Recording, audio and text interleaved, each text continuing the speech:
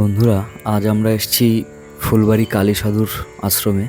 ফুলবাড়ি তালখোলা মাঠের পাশেই এই মন্দিরটা আছে, মানে এই আশ্রমটা আছে। আর এখানকার কালী মায়ের বিগ্রহ খুব জাগ্রত বলেই বিশ্বাস করেন মানুষজন। এই হচ্ছে কালী মায়ের মন্দির কালী সাধুর আশ্রমে। দেখুন কালী মায়ের মন্দির।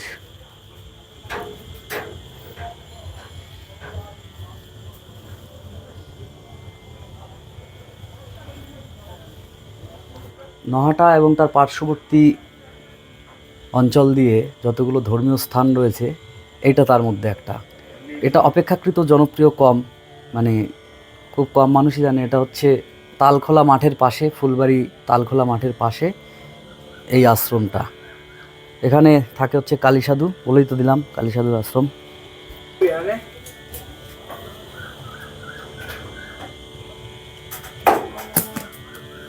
তালা পড়ে গেল, যাও তুলে দিচ্ছি যাও।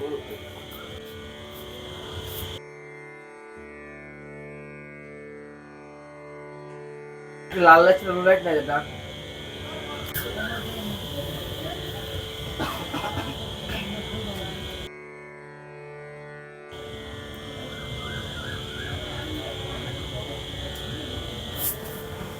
বন্ধুরা, এখন আছি আমরা মায়ের বিগ্রহের সামনে।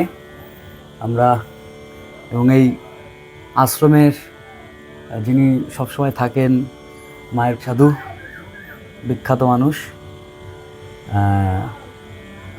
দাদু, এখানে আসার সময় পাশেই তো মাঠে সবাই ইয়ে করে, মানে দৌড়ায় সকাল বিকাল দৌড়ায়। এই মাঠের বহুত অবদান আছে।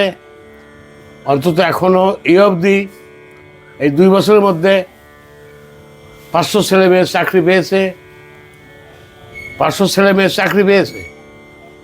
আচ্ছা, আরো এখনো লাইনে আছে, পরীক্ষা দিয়েছে, রেজাল্ট আসেনি এখনো। এই পাশেই মায়ের কাছে এসে প্রণাম করা একটা শক্তি পায়, তাই তো? প্রণাম